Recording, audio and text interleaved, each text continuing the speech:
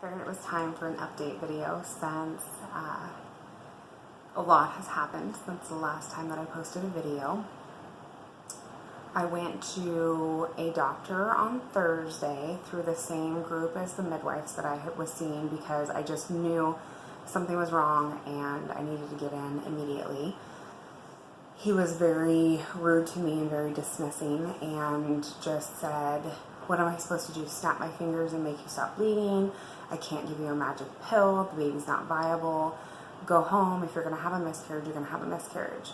So I left there feeling very defeated because I knew that the baby was fine, but there was something seriously wrong with me.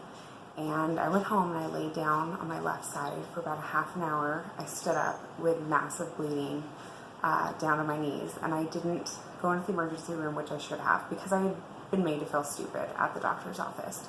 So Friday, I decided to call and get a hold of a general practitioner through the UW and get an appointment so that I could get a referral for high-risk OB. So I went in Saturday for that appointment, and they sent me straight to the emergency room in Northgate, which is a UW hospital, and they were so nice to me and just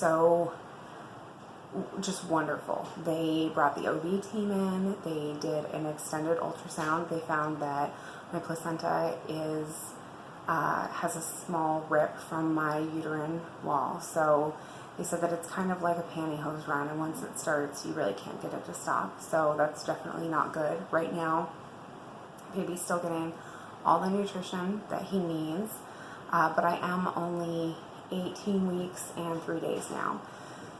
So I went ahead and was sent home Saturday night. As soon as I got home, I started bleeding pretty heavily. I bled through the night Saturday, all day long Sunday. I had Braxton Hicks contractions all day long also. And I just kind of came to terms with the fact that I probably wasn't going to be bringing home a baby, and that if it was going to happen, I was wanting it to happen then rather than later, and just, coming to terms with everything about it.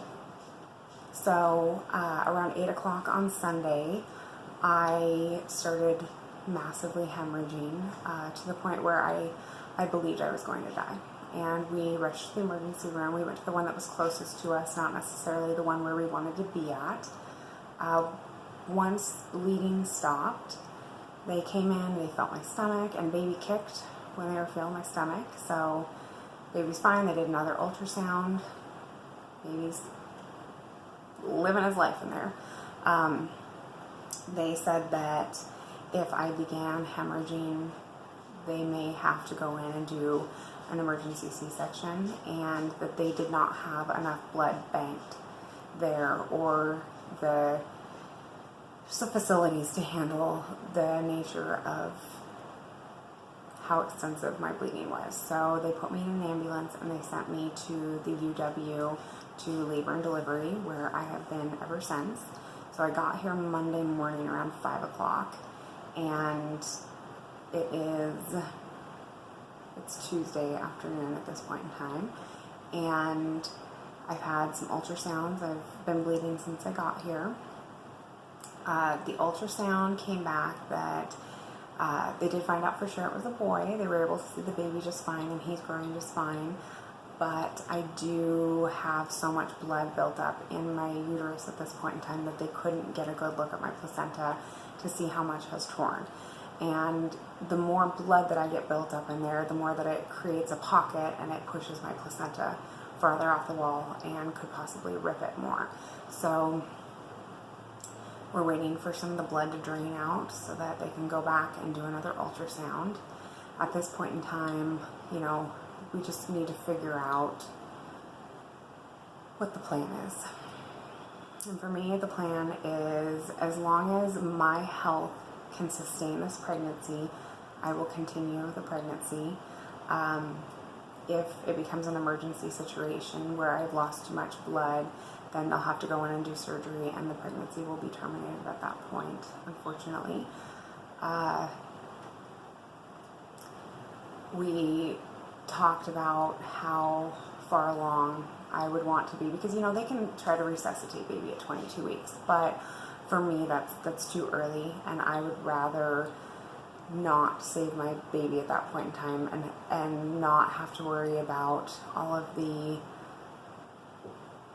severe risks of having a child that young.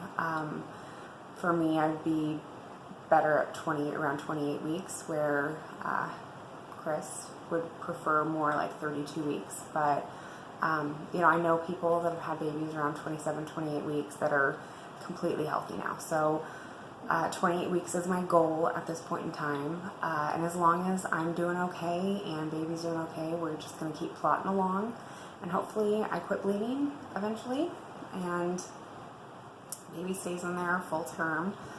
I'm just taking it day by day at this point in time and just trying to get through all those little milestones. I mean, every week is exciting that I made it another week, and we're just going to see what happens. But at this point in time, I've come to terms with the fact that things could go either way. They're telling me that as soon as my bleeding stops for 24 to 48 hours, and they're going to go ahead and send me home, because at this point in time, there's nothing that they can do besides monitor me to make sure that I don't die and hemorrhage to death.